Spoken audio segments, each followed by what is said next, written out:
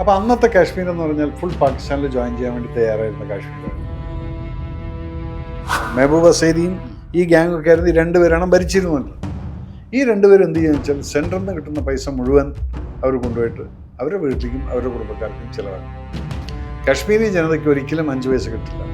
മോദിജിയാണ് പ്രശ്നമെങ്കിൽ മോദിജി തന്നെ ഉത്തരവും പറഞ്ഞു കൊടുത്തു. മോദിജിയോട് പറഞ്ഞു, ഞങ്ങൾ പോയി പറഞ്ഞെങ്കിൽ അങ്ങനെ ചെയ്ത പണിയാണ്, ഞങ്ങൾക്കൊന്നും ചെയ്യാൻ പറ്റില്ല. സോ നമ്മൾ വി ആർ ഇന്നസെൻറ്റ്.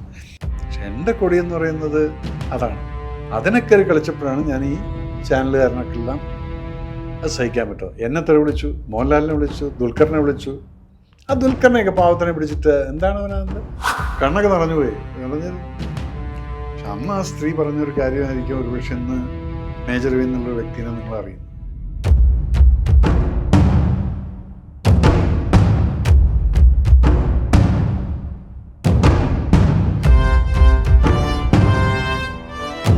അപ്പോൾ നമ്മളെ സംബന്ധിച്ച് മറ്റൊരു പോസിറ്റീവ് സൈൻ, ഇതോടൊപ്പം ഇന്ത്യ മൊത്തം അറിഞ്ഞു ഒരു കാര്യമുണ്ട്.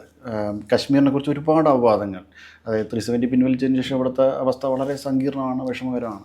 പക്ഷേ ഈ പഹൽഗാം ആക്രമണം കഴിഞ്ഞ് ടെററിസ്റ്റുകൾക്കെതിരെ ആദ്യത്തെ പ്രതിഷേധം മുഴക്കിയത് കശ്മീരികളാണ്. ഒരിക്കൽ ലാൽ ചൗക്കിൽ ഇന്ത്യൻ പതാക ഉയർത്തരുതെന്ന് പറഞ്ഞവർ ഇന്ന് അതേ മണ്ണിൽ നിന്ന് തീവ്രവാദികൾക്കെതിരെ പ്രതിഷേധം നടത്തും. എങ്ങനെ തോന്നുന്നു സാർ ഈ ഒരു ഇത് എക്സ്പെക്റ്റഡ് ആണിത്. ഇത് പണ്ടേ BJP ഗവൺമെൻറ്റിന് ഈ ആശയം അറിയാമായിരുന്നു.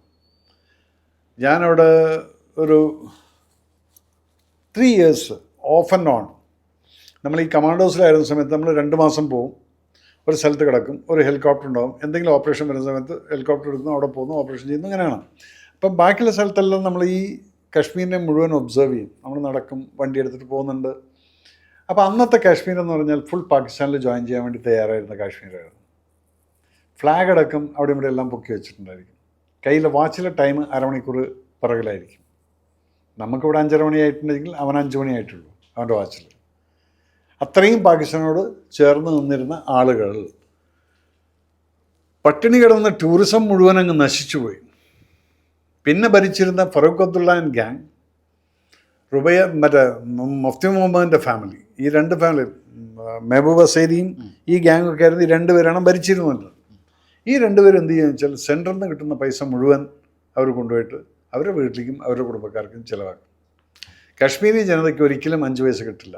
അവിടെ വില്ലേജുകളിൽ ഇപ്പോഴും പോയി കഴിഞ്ഞാൽ ഇലക്ട്രിസിറ്റി ഇല്ലാത്ത വില്ലേജുകൾ ഇഷ്ടം പോലെ ഉണ്ട്, വെള്ളമില്ലാത്ത വില്ലേജുകൾ ഇഷ്ടം പോലെ ഉണ്ട്, റോഡില്ലാത്ത വില്ലേജുകളുണ്ട്. അപ്പോൾ അങ്ങനെ നടന്നൊരു കാശ്മീർ. അതാണ് ഈ 370 ആർട്ടിക്കിൾ ഇങ്ങ് മാറിയപ്പം ഈ പൈസ മുഴുവൻ ഡയറക്റ്റ് അങ്ങോട്ട് പോകാൻ തുടങ്ങി. ഇപ്പോഴാണ് ഇലക്ഷൻ വന്ന് ഗവൺമെൻറ് വന്ന്, അല്ലെങ്കിൽ directly under the governor it was going. അത് പോകാൻ തുടങ്ങിയപ്പോഴാണ് ജനങ്ങൾക്ക് പറഞ്ഞത്, ഇവിടെയൊക്കെ ഡെവലപ്മെൻറ്റ് വരുന്നല്ലോ, അപ്പോൾ ഈ പൈസ പണ്ടുണ്ടായിരുന്നു.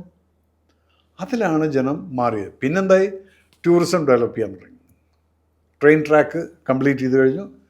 ഇതെല്ലാം കഴിഞ്ഞപ്പോൾ ടൂറിസ്റ്റുകൾ വന്ന് കയറാൻ തുടങ്ങി. കഴിഞ്ഞ വർഷത്തിൽ 2 കോടിയോളം ടൂറിസ്റ്റുകൾ വന്നു പോയിട്ടുണ്ട്. ഇത്രയും വരുമാനം ഒരു വണ്ടി ബുക്ക് ചെയ്യാൻ നോക്കിക്കഴിഞ്ഞാൽ കിട്ടില്ല, ആ ലെവലിലേക്ക് എത്തിയവിടെ.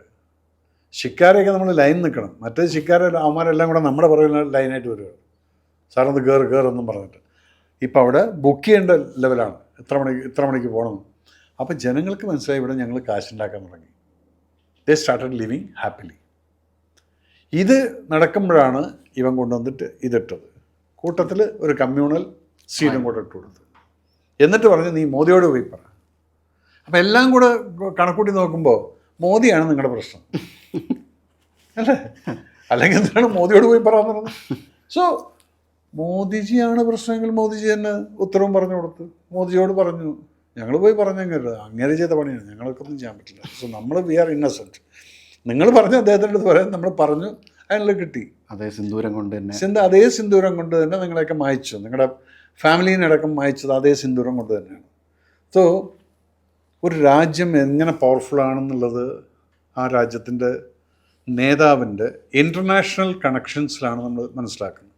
ഏതൊരു രാജ്യത്ത് പോയി കഴിഞ്ഞാലും ആ കിട്ടുന്ന റെസ്പെക്റ്റ് എന്ന് പറയുന്നത് അവരുടെ പ്രശ്നങ്ങളിൽ നമ്മൾ ഇടപെടുന്നുണ്ട്, നിങ്ങളുടെ സങ്കടങ്ങളിൽ നിങ്ങളുടെ കണ്ണ് തുടയ്ക്കാൻ വേണ്ടി ഞാനുണ്ട് എന്ന അഷുറൻസ് ഇന്ത്യ എന്ന മഹാരാജ്യം കൊടുക്കാൻ തുടങ്ങിയത് കഴിഞ്ഞ 10 വർഷം 12 വർഷം കൊണ്ടാണ്. അല്ലെങ്കിൽ ഇതുപോലുള്ളൊരു റിസപ്ഷൻ നമുക്കൊരിക്കലും കിട്ടിയിട്ടില്ല. കമ്മ്യൂണിസ്റ്റുകാർക്ക് ഇഷ്ടപ്പെട്ടില്ല ഞാൻ ഈ പറയുന്നു, കോൺഗ്രസ്സുകാർക്ക് ഇഷ്ടപ്പെട്ടില്ല. ഞാൻ BJP കാരനായതെന്ന് പറഞ്ഞാൽ ഇപ്പോൾ അടുത്താണ് എനിക്ക് മെമ്പർഷിപ്പൊക്കെ തന്നത്. പക്ഷെ അതിൽ ഞാൻ ആക്റ്റീവായിട്ടൊന്നുമില്ല. ഞാൻ ഇപ്പോഴും ആ പഴയ രവിയാണ്. Nationalistic major Ravi, patriotic major Ravi. എനിക്ക് ജാതിയില്ല, മതമില്ല, ഒന്നുമില്ല. സിനിമയിൽ പറഞ്ഞ പോലെ നിങ്ങൾക്ക് പല കൊടികളും ഉണ്ടാവും, എൻ്റെ മുന്നിൽ ഒറ്റ കൊടി. ഞാനിപ്പോൾ പറയാറില്ലേ, ഞാൻ അന്നും പറഞ്ഞിട്ടുണ്ട്, നിങ്ങളെല്ലാം കളർ പലതുമായിരിക്കും, പക്ഷെ എൻ്റെ കൊടി എന്ന് പറയുന്നത് അതാണ്. അതിനൊക്കെ കളിച്ചപ്പോഴാണ് ഞാൻ ഈ ചാനലുകാരനൊക്കെല്ലാം അത് സഹിക്കാൻ പറ്റുമോ. എന്നെ തെറി വിളിച്ചു, മോഹൻലാലിനെ വിളിച്ചു, ദുൽഖറിനെ വിളിച്ചു. ആ ദുൽഖറിനെയൊക്കെ പാവത്തിനെ പിടിച്ചിട്ട് എന്താണ് അവനെന്ത് ജിഹാദി സംതിങ് ഒന്ന് അങ്ങനൊരു വേർഡൊക്കെ യൂസ് ചെയ്തിരുന്നു.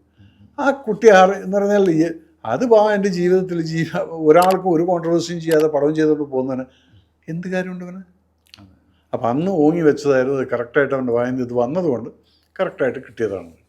ഇനിയും I will not leave him because he talked about against my country. ഞാൻ മരിക്കുന്നു, ഞാൻ ചിലപ്പോൾ നാളെ മരിക്കുമായിരിക്കും, പക്ഷെ അതുവരയ്ക്കും I will not forget him. ഒരു ചാനലെന്നും പറഞ്ഞിട്ട് നിങ്ങൾ ഇത്രയും അത് വെച്ചിട്ട് നിങ്ങൾ ജനങ്ങളെ മിസ്ലീഡ് ചെയ്യാണ്. 5 വിമാനം തകർന്നു എന്ന് പറഞ്ഞിട്ട് കേൾക്കുമ്പോൾ അറിയാത്തവർക്ക് പെട്ടെന്ന് വിഷമാവില്ലേ? നമുക്കറിയാം ഒരു മിരാഷ് എന്ന് പറഞ്ഞു കഴിഞ്ഞാൽ അതിൻ്റെ ടെക്നിക്കൽ കേപ്പബിലിറ്റീസ് എന്താണ്. It will not be caught by a radar so fast. അങ്ങനെയുള്ളത് പാകിസ്ഥാനിൽ റഡാർ ഉണ്ടെങ്കിലും അതിൻ്റെ പിറകിലിരിക്കുന്നത് പാകിസ്ഥാനിയാണ്. അവനെ കൊണ്ടുള്ള കഴിവെന്താണെന്നുള്ളത് നമുക്കറിയാം. നീ അവിടെ എത്ര ഹൈടെക് സാധനം കൊടുത്താലും അതിൻ്റെ പിറകിലിരുന്നത് ഓപ്പറേറ്റ് ചെയ്യുന്ന മനുഷ്യനുണ്ടല്ലോ, അവൻ്റെ കേപ്പബിലിറ്റി പോലെ ഇരിക്കും. എക്സാക്ട്ലി. This is what. ഇന്ത്യയേക്കാൾ വലിയ ആയുധശേഖരം ഒരു കാലത്തുണ്ടായ സമയത്ത് പോലും നമ്മൾ സ്ട്രാറ്റജി കൊണ്ട് വിജയിച്ച ആൾക്കാരാണ് നമ്മൾ. സോ ആ സ്കിൽസ് എന്ന് പറയുന്നത് they cannot compare. And we are more patriots than the Pakistanis. പാകിസ്ഥാനീസിനൊന്നുമില്ല. അത് ഈ ക്രിക്കറ്റ് മാച്ച് കാണുമ്പോൾ അല്ലെങ്കിൽ വിദ്യാഭ്യാസത്തിലില്ലാത്ത കുറച്ചെണ്ണം ത്തിൻ്റെ ആ ഒരു ലിമിറ്റഡ് വിദ്യാഭ്യാസം വെച്ചിട്ടുള്ള പെട്രിയോട്ടിസം കാണിക്കലാണ്. അല്ല, അപ്പോഴും ഹുൻസ വാലിയെ പോലെ വളരെ മനോഹരമായ ലാൻഡ് ഏരിയ ഉള്ള പാകിസ്ഥാൻ, പഞ്ചാബ് സിന്ധ് പ്രൊവിൻസിനെ പോലെ ഇത്ര ഫലഭൂയിഷ്ടമായ ഒരു ലാൻഡുള്ളൊരു പാകിസ്ഥാൻ, ഒരു സമയത്ത് പെർ ക്യാപിറ്റൽ ഇൻകം ചെറിയ രാജ്യമായിരുന്നു, അതുകൊണ്ട് തന്നെ പെർ ക്യാപിറ്റൽ ഇൻകത്തിൽ ഇന്ത്യക്കാൾ മുകളിൽ. ഇവർക്ക് എപ്പോഴാണ് ഈ തീവ്രവാദം എന്നതിലേക്ക് ഫോൾഡിലേക്ക് മാത്രം ചുരുങ്ങുന്നത് തുടങ്ങിയത്? ഒരു രാജ്യത്തിൻ്റെ മൈൻഡ് സെറ്റ് അങ്ങനെ ആയിപ്പോയി കഴിഞ്ഞാൽ എന്നീ പട്ടാളക്കാർ അവിടെ അധികാരം കയറിയിട്ട് ആ രാജ്യത്തിനെ മുഴുവൻ കൺട്രോളിലെടുത്തു. നമ്മളൊക്കെ പലപ്പോഴും പറയും, ബോർഡറിലൊക്കെ ഇരുന്നിട്ട് ഞങ്ങൾ ഹുസൈനിവാല ബോർഡറിലൊക്കെ എല്ലാ വെള്ളിയാഴ്ചകളിലും 87 സമയത്തൊക്കെ ഞാനൊരു സെക്കൻഡ് ലെഫ്റ്റനൻ്റ് 2 സ്റ്റാർ ഉണ്ടായിരുന്ന സമയത്ത് ഞാനവിടെ ഗൺ ഡിപ്ലോയ് ചെയ്തിട്ടിരിക്കുകയാണ്. അന്നും ഒരു യുദ്ധം പുറപ്പെടുമെന്നുള്ള ഫീലുണ്ടായിരുന്നു. ഓപ്പറേഷൻ ബ്രാസ്റ്റാക്ക് എന്ന് പറഞ്ഞിട്ടുള്ള സംഭവം നടക്കുമ്പോൾ. അപ്പം ഒന്ന് ഡിഫ്യൂസായപ്പം നമ്മൾ വെള്ളിയാഴ്ച ഈ ഫ്ലാഗ് ബീറ്റിംഗ് ദ റിട്രീറ്റ് കാണാൻ വേണ്ടി പോകുമ്പോൾ നമ്മൾ കമ്പിവേലിക്ക് അപ്പുറത്ത് പാകിസ്ഥാനീസും വന്നിരിക്കും, ഇപ്പുറത്ത് പിടിയും. പക്ഷെ അവർ വന്നിരിക്കുന്ന സ്ഥലത്ത് എന്ന് പറഞ്ഞു കഴിഞ്ഞാൽ ഭയങ്കര VIP ട്രീറ്റ്മെൻറ്റും ഇതൊക്കെ. നമ്മളിവിടെ എല്ലാവരെയും കൂടുതൽ ഇരിക്കും, ഓക്കെ, നമ്മൾ ഓഫീസർ എന്നുള്ള ലെവലിൽ ഒരു ചെയർ വല്ലതൊക്കെ കിട്ടും. പക്ഷെ അവന്മാർ വന്നു കഴിഞ്ഞാൽ അവർക്ക് ചായ കൊണ്ടുവരുന്നു മറ്റോടൊന്നും ചെയ്യല്ല. അങ്ങനെ ഒരു ഓഫീസറായിട്ട് പരിചയമായിട്ട് സംസാരിച്ച് ജനാബ് ഹം യാ രാജാ പാകിസ്ഥാൻ ആപ് ലോ ജൈസാ നീ. അവൻ പറയുന്നത് ഞങ്ങളിവിടെ രാജാക്കന്മാരാണ്, ആർമി ഓഫീസേഴ്സ്, ഞങ്ങൾ എന്തും ചെയ്യാം, ഒരാൾക്കും ചോദിക്കാൻ പറ്റില്ല, നിങ്ങളെപ്പോലെയല്ല. എന്താണ് അവർ യുദ്ധത്തിൽ ഒരിക്കലും മുന്നേ പോവില്ല. നിങ്ങൾ നമ്മുടെ കാർഗിൽ യുദ്ധം നോക്കുക. കാർഗിൽ യുദ്ധത്തിൽ ഏതെങ്കിലും പാകിസ്ഥാനി ഓഫീസർ മരിച്ചതായിട്ടുള്ള റിപ്പോർട്ടുണ്ടോ? ഇല്ല. അതേ ലോകത്തിൽ റെക്കോർഡാണ്. In comparison with the Jawans, officers are also equally died in Kargil war in Indian Army.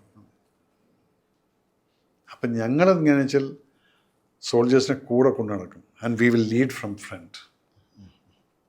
ഞാൻ ഈ ഡയലോഗ് പടത്തിൽ മോഹൻലാലിനെ കൊണ്ട് പറയുന്നത് ആസ് യൂഷ്വൽ ഞാനും ജീവയും ആയിരിക്കുന്ന leading buddies. I will lead it. എനിക്കെന്തെങ്കിലും സംഭവിച്ചു കഴിഞ്ഞാൽ എൻ്റെ ഡെഡ് ബോഡി നോക്കി കരയാതെ അതിന് മുകളിൽ ചവിട്ടിയിട്ടാണെങ്കിലും നിങ്ങൾ മുന്നോട്ട് പോയിട്ട് മിഷൻ കംപ്ലീറ്റ് ചെയ്യണം എന്ന് പറയുന്നൊരു ബ്രീഫിംഗ് കൊടുക്കുന്നൊരു സംഭവമാണ്. അതാണ് യഥാർത്ഥത്തിൽ നമ്മൾ നടക്കുന്നത്. നമ്മൾ ഫ്രണ്ടിൽ നിന്ന് ലീഡ് ചെയ്യും. മരിച്ചു പോയി കഴിഞ്ഞാൽ പിന്നെ നിങ്ങൾ അതിൻ്റെ മുകളിൽ ഇരിക്കരുത്, നിങ്ങൾ മുന്നോട്ട് പോയിക്കൊണ്ടിരിക്കണം. അല്ല, ഏറ്റവും എനിക്ക് ഭയങ്കര ഇഷ്ടമായ കുരുക്ഷേത്രത്തിൽ ഡയലോഗുണ്ട്, എനിക്ക് തെരിയും സാർ നീങ്ക വരുമെന്ന്. കറക്റ്റ്. ആ ബിലീഫ് അവൻ കാത്തിരിക്കുകയാണ്. അപ്പം അത് മോഹൻലാലും പറയുന്നുണ്ട്, എനിക്ക് പോകണം എൻ്റെ അടുത്തേക്ക്. അത് എനിക്ക് தெரியும் സാർ ഇവരോട് ആൻഡ് ഹി ഡൈസ്. അപ്പം ഇതൊക്കെ കാണിക്കുന്നത് നിങ്ങൾക്ക്, ഇത് ഞാൻ അനുഭവിച്ചിട്ടുള്ള സംഭവമാണ്. ഞാൻ എഴുതിയിരിക്കുന്ന കഥകളിൽ മുഴുവൻ എൻ്റെ അനുഭവങ്ങളാണ്. ഓക്കെ, ഇപ്പോൾ കർമ്മയോധയിൽ മാത്രം ഓക്കെ അത് കുറേ ഫാക്ടുകളൊക്കെ എടുത്തിട്ട് നമ്മൾ ചെയ്തിട്ടുള്ള സംഭവമാണ്. അതൊരു ഇംഗ്ലീഷ് പടത്തിൻ്റെ ബേസിൽ എഴുതിയിട്ടുള്ളൊരു കഥയാണ്. ബാക്കി എല്ലാ പടങ്ങളിലും കുരുക്ഷേത്രയാണെങ്കിലും കീർത്തിചക്ര അതിൻ്റെ ഹീറോ എന്ന് പറയുന്നത് മോഹൻലാലാണ് നിങ്ങൾ കണ്ടത്. ആക്ച്വൽ ലൈഫിൽ ഞാനും ജീവയുടെ ക്യാരക്ടർ ചെയ്തിരിക്കുന്ന എൻ്റെ ക്യാപ്റ്റൻ അനിൽ എന്ന് പറയുന്ന അവൻ എൻ്റെ കൂടെ ഉണ്ട് ഇപ്പോഴും. ഞങ്ങൾ ഒരുമിച്ചിട്ടാണ് ഇപ്പോഴും വർക്ക് ചെയ്യുന്നത്. അപ്പോൾ അതിനകത്ത് നമ്മൾ കണ്ടതാണിത്. ആ ഉമ്മയുടെ കരച്ചിൽ, ആ കുട്ടികളെ റേപ്പ് ചെയ്യപ്പെട്ട കുട്ടികളെ ഞാൻ കണ്ടിട്ടുണ്ട്. ഇവിടെ എല്ലാം കടിച്ചു പൊളിച്ച്. ഇപ്പോൾ ഈ ഉമ്മ വന്നിട്ട് ആ ദുപ്പട്ട വലിച്ചിട്ടിട്ട് പറയുന്നത് ദേഖോ എന്ന് പറയും. ആ കുട്ടികൾ ദുപ്പട്ട എടുത്തിട്ട് മറച്ചില്ല, എന്നെ നോക്കിക്കൊണ്ട് നിന്ന് ചിരിക്കുകയാണ്. അല്ലെങ്കിൽ ഒരു പെൺകുട്ടിയുടെ നമ്മൾ ദുപ്പട്ട ഇങ്ങനെ വലിക്കുന്ന സമയത്ത് അവൾക്ക് പെട്ടെന്ന്, കാരണം തലേദിവസം രാത്രി എല്ലാം നഷ്ടപ്പെട്ടിരിക്കുന്നു. ഇനി എന്ത്? എന്നിട്ടിത് കാണുന്നത് ആരാണ്? ഞാൻ തലേദിവസം രാത്രി ഇത് അനുഭവിക്കുന്ന സമയത്ത് കൊല്ലണമെന്ന് ആഗ്രഹിച്ച ആ തെണ്ടികളെ കൊന്നു വന്നിരിക്കുന്ന എൻ്റെ ദൈവമാണ് ഈ നിൽക്കുന്നത്. അപ്പം ഇങ്ങനെ നിങ്ങൾക്ക് നോക്കി നിൽക്കുകയാണ്. പിന്നെ നമ്മളാണ് ഈ ദുപ്പട്ട എടുത്തിട്ട് അവരുടെ മോളിട്ട് കൊടുക്കുന്നു. പിന്നെ വികാരപരമായിട്ടുള്ള സിറ്റുവേഷനാണ് അവിടെ. ഈ 3 കുട്ടികൾ, ഈ അമ്മ, ഞാൻ സിനിമയിൽ പോലും നമുക്ക് കണ്ടു നിൽക്കാൻ പറ്റില്ല. ഞാൻ ഒറിജിനൽ സമയത്ത് ഞാൻ കരയായിരുന്നു. എന്ന് പറഞ്ഞാൽ കണ്ണൊക്കെ നിറഞ്ഞുപോയി. പറഞ്ഞാൽ പക്ഷെ അന്ന് ആ സ്ത്രീ പറഞ്ഞൊരു കാര്യമായിരിക്കും ഒരുപക്ഷെ ഇന്ന് മേജർ രവി എന്നുള്ളൊരു വ്യക്തിനെ നിങ്ങൾ അറിയുന്നത്. അന്ന് അവർ പറഞ്ഞു, മോനെ ഇത് പറ്റുമെങ്കിൽ ലോകത്തിനെ അറിയിക്കണം ഇവിടെ എന്താ നടക്കുന്നതെന്നുള്ളത്. ഈ മിലിറ്റൻസി എന്ന് പറഞ്ഞിട്ട് അവന്മാർ വന്നിട്ട് ഇവിടെ റേപ്പ് ചെയ്യുക എന്നിട്ട് ഞങ്ങൾ ചാപ്പാട് വെച്ച് കൊടുക്കുക, അവന്മാർ അതും കഴിഞ്ഞിട്ടുണ്ടെങ്കിൽ പോവും. ഇത് നീ ലോകത്തിനെ അറിയിക്കണം എന്നുള്ളത്. ഞാൻ ഒരിക്കലും വിചാരിച്ചു ഞാനൊരു സിനിമക്കാരനാവുമെന്നുള്ളതും അതൊരു കഥയാക്കിയിട്ട് എടുത്തിട്ട് ഇത്രയും വലിയൊരു ഹിറ്റായി മാറുമെന്നുള്ളതും വിചാരിച്ചില്ല. ഒരുപക്ഷെ ആ അമ്മയുടെ അനുഗ്രഹമായിരിക്കാം, ആ ഉമ്മയുടെ അനുഗ്രഹമായിരിക്കാം. സോ എല്ലാറ്റിനും ഒരു നിമിത്തമുണ്ട്. അതെ, അല്ലത് എനിക്ക് ഏറ്റവും പ്രിയപ്പെട്ട ഇപ്പോഴും മനസ്സിൽ സൂക്ഷിക്കുന്ന ഒരു വാചകമുണ്ട്. കോളേജിലേക്ക് പോകുമ്പോൾ ഒന്നുകിൽ നിങ്ങൾക്ക് ലോകത്തിന് പ്രചോദനമാകുന്ന എന്തെങ്കിലും ചെയ്യുക, അല്ലെങ്കിൽ ലോകത്തിന് പ്രവർത്തിക്കാൻ പ്രചോദനമാകുന്ന എന്തെങ്കിലും എഴുതുക എന്നൊരു സംഭവമുണ്ട്. ഇത് രണ്ടും ചെയ്യാൻ സാറിന് പറ്റി എന്നുള്ളതാണ്. അത് ഒരുപക്ഷെ എവിടേക്കോ നമ്മൾ ജനിക്കുന്ന സമയത്തുള്ള ചില നിമിത്തങ്ങളായിരിക്കും അത്. അല്ലെങ്കിൽ ഞാനൊരു എഴുത്തുകാരനൊന്നുമല്ല, പക്ഷെ എഴുതി മറ്റെനിക്ക് എഴുതാന്ന് പറഞ്ഞാൽ ഇഷ്ടമല്ല. ഞാനാണ് ഒരു സ്ക്രിപ്റ്റ് ഇരുന്ന് കുത്തിയിരുന്ന് എഴുതിയിരിക്കുന്നത് 6 വർഷം. അത് എഴുതി ഉണ്ടാക്കി, അത് പിന്നീട് ഒരു സ്റ്റേറ്റ് അവാർഡ് അടക്കം വാങ്ങിക്കുക സ്ക്രീൻ പ്ലേക്ക് എന്നൊക്കെ പറയുമ്പം ഇവിടേക്ക് എല്ലാവരും നിമിത്തം എന്നുള്ള മാത്രമേ ഞാൻ പറയുന്നുള്ളൂ. അതുപരി ലാലേട്ടനെ പദവിയിലേക്ക് എത്തിക്കുന്നതും ലാലേട്ടൻ കേണൽ പദവി അതും ഒരു നിമിത്തമാണ്. 2 സിനിമ ചെയ്തപ്പോഴത്തേക്കും അവിടുന്ന് വിളിച്ച് ചോദിച്ചു അദ്ദേഹത്തിന് ഇങ്ങനെ താല്പര്യമുണ്ടെങ്കിൽ പറയണം. അങ്ങനെ നമ്മൾ ആപ്ലിക്കേഷൻ അയക്കുന്നതും കിട്ടുന്നതെല്ലാം. ഇപ്പം എല്ലാവരും കൂടെ അതിൻ്റെ പിറകിൽ കൂടും. എന്ത് വന്നാൽ ലാലേട്ടൻ്റെ യൂണിഫോം താഴ്ത്തി കിടക്ക്, യൂണിഫോം ഒരുക്കുക. I don't understand what's your problem with ലാലേട്ടൻ്റെ അയലോക്കത്തെ കുട്ടിക്ക് ഡിസെൻട്രി, എന്തെങ്കിലും വല്ല അൽഫാമും കഴിച്ചിട്ടൊന്ന് വയറ്റുന്ന നോക്കുമെന്ന് കഴിഞ്ഞാൽ അത് ലാലേട്ടൻ്റെ വീടിൻ്റെ അടുത്ത് ലെഫ്റ്റനൻ്റ് യൂണിഫോം താഴത്തേക്ക് ഇറക്കി. എനിക്കിപ്പോൾ ഇത് കോമഡി ആയിട്ടാണ് തോന്നുന്നത്. എന്ത് പറഞ്ഞാലും നിങ്ങൾ ലെഫ്റ്റനൻ്റ് യൂണിഫോം താഴത്തേക്ക്. പഴയ മുഖ്യമന്ത്രി രാജിവെക്കുക. അതാണ് എന്ത് പറഞ്ഞാൽ മുഖ്യമന്ത്രി അപ്പം രാജിവെക്കും. അതുപോലെ ലാലേട്ടൻ്റെ ഇത് ഇറക്കി. അപ്പോൾ ഞാൻ ലാലേട്ടൻ ഫോൺ ചെയ്യും, അണ്ണാ അത് ഒന്നും കൂടെ വന്നിട്ടുണ്ട്, ഇപ്പം എന്തിനാണെന്ന് ചോദിക്കും ലാല്. എനിക്കെന്നെ അറിയില്ല, അവർ പറയുന്നുണ്ടെന്ന് പറയും. സോ വിരോധാഭാസങ്ങൾ കുറേ ഉണ്ട്. കീർത്തിചക്ര മലയാളത്തിലാണ് നമുക്ക് കിട്ടിയത്, പക്ഷേ അത് ആക്ച്വലി ഹിന്ദിയിൽ എടുക്കാൻ ഇരുന്നതാണെന്നുള്ളൊരു കഥ ഞാൻ കേട്ടിട്ടുണ്ട്. ഇവിടെയാണ് മേജർ രവി എന്ന് പറയുന്ന ഒരു റിബൽ ക്യാരക്ടർ എന്ന് പറയുന്നത്. പലർക്കും എന്നെ ഇഷ്ടമല്ല cinema field. I don't care for it. എന്നാൽ എനിക്ക് നല്ല സുഹൃത്തുക്കളും ഉണ്ട്, പല അസൂയക്കാരുണ്ട്. ഞാൻ പടം വളരെ മിനിമം ബഡ്ജറ്റിൽ ചെയ്യുന്നൊരു വ്യക്തിയാണ്, വലിയ വലിയ പടങ്ങൾ. എന്നാലും പ്രൊപ്പഗൻഡ എന്നാണ്, അയാൾ ശരിയാവില്ല. I don't care. കീർത്തിചക്ര എന്നുള്ളൊരു സിനിമ ഇതുപോലെ ഹിന്ദിയിൽ റൈറ്റ് അടക്കം വാങ്ങിച്ചൊരു പ്രൊഡ്യൂസറുണ്ട്, അവിടുത്തെ വലിയ കൊമ്പത്തെ ആളാണ്. അങ്ങനെ സുനിൽ ഷെട്ടിയാണ് അതിൻ്റെ ഹീറോ. സുനിൽ ഷെട്ടി ഇവിടെ വന്നിട്ട് പടം കണ്ടിട്ടാണ് പറഞ്ഞത് മേജർ വാ. അപ്പം ഞങ്ങൾ ഫ്രണ്ട്സാണ്. അങ്ങനെ ഞങ്ങൾ പടം തുടങ്ങാൻ വേണ്ടി നിൽക്കുകയാണ്. അടുത്ത ആഴ്ച ഞാൻ ഷൂട്ടിന് പോകണം. അപ്പം ഞാൻ ഈ പ്രൊഡ്യൂസറിൻ്റെ അടുത്ത് ചോദിക്കുന്നുണ്ട്, സാർ ആ ഗോപിയുടെ ക്യാരക്ടറിൻ്റെ ഹീറോയിനെ ഇതുവരെ നിങ്ങൾ തന്നിട്ടില്ല എന്ന് പറയും. ഉണ്ട്, എൻ്റെ അടുത്തുണ്ട്. അപ്പം എല്ലാം ഇടയ്ക്കിടയ്ക്ക് ഇയാൾ ഒരു എന്താണ് പറയുക, ഒരു 30-35 വയസ്സുള്ളൊരു സ്ക്രീനിങ് കൊണ്ട് 2 ഇഞ്ച് തിക്കുള്ള മേക്കപ്പ് ഒക്കെ ഇട്ടുകൊണ്ട് എന്നെ ഡിന്നറിന് കൊണ്ടുപോകും. നിങ്ങളുടെ ഫ്രണ്ട് എല്ലാം ഓക്കെ.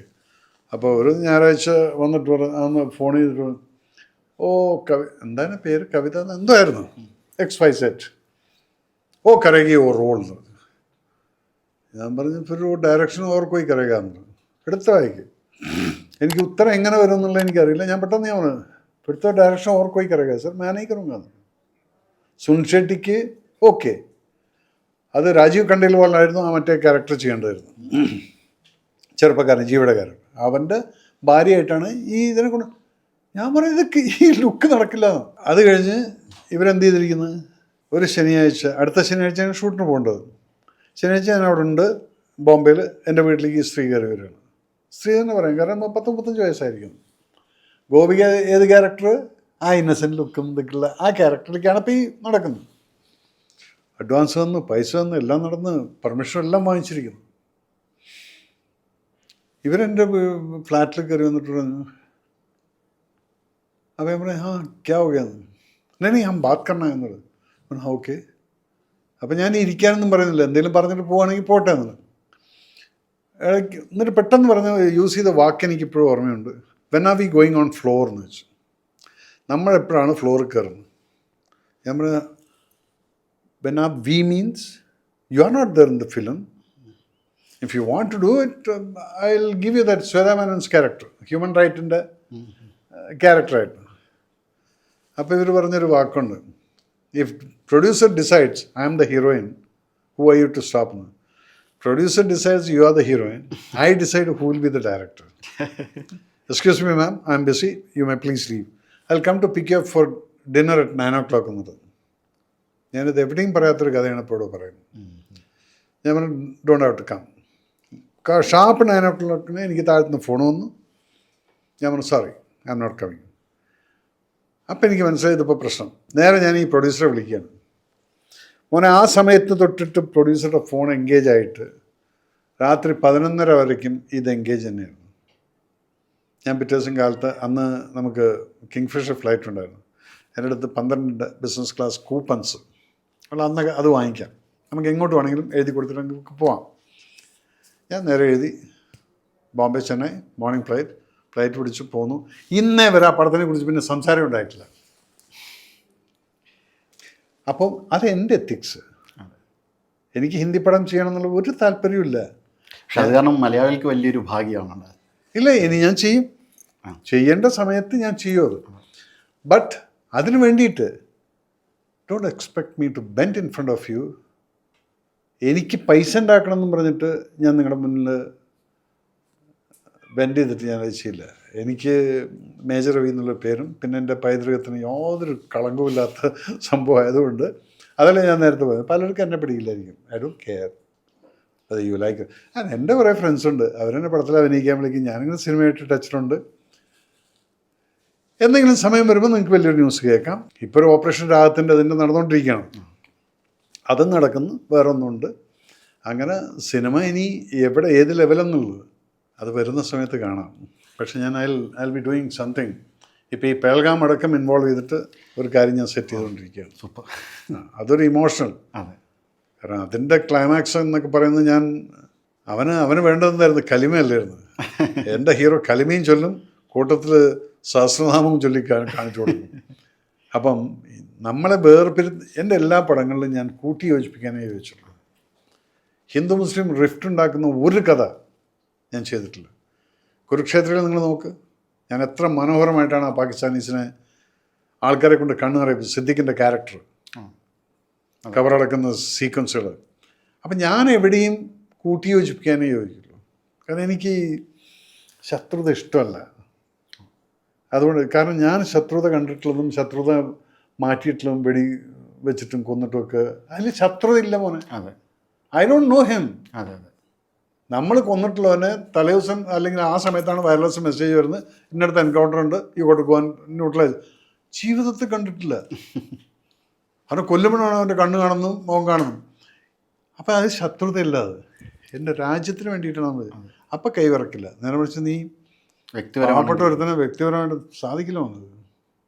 ബിക്കോസ് അത് നിങ്ങൾ കഞ്ചാവ് അടിച്ചിട്ട് തലയ്ക്ക് ഒരു വെളിവില്ലാതെയൊക്കെ ചെയ്യുന്നത് സാധിക്കുമായിരിക്കും. അതിനുള്ള ഇതുണ്ടാവില്ല. പക്ഷെ അങ്ങനെ ഒരു സിറ്റുവേഷൻ വരികയാണ്, അവൻ ടോട്ടലി റോങ് ആണ്. അപ്പോൾ എവിടെ നിന്നാണ് നമുക്ക് ആ പവർ വരുന്നതെന്നുള്ളത് നമുക്ക് തന്നെ അറിയില്ല. അത് ഏത് സൈഡിൽ നിന്ന് വരുന്നു എന്നുള്ളത് നമുക്ക് തന്നെ അറിയില്ല. സോ അതല്ലെങ്കിൽ ഞാൻ വളരെ സമാധാനം ആഗ്രഹിക്കുന്നൊരു വ്യക്തിയാണ്. And I love to be always with a smiling face. And എല്ലാവരോടും അത് തന്നെ പറയുന്നത്, ബി പോസിറ്റീവ് ഓൾവേസ്. നിങ്ങൾ മറ്റുള്ളവരെ കുറിച്ചിട്ട് നിങ്ങൾ തെറ്റായി ചിന്തിക്കുമ്പോൾ നിങ്ങളുടെ മനസ്സിലും തെറ്റാണ് വരുന്നത്. അതല്ല ഞാൻ ഈ കമൻറ്റുകൾ വായിക്കില്ല എന്ന്.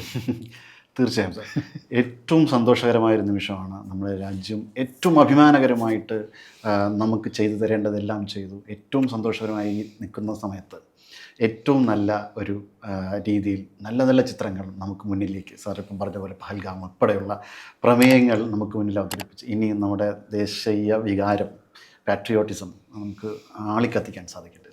Thank you. Thank you so much.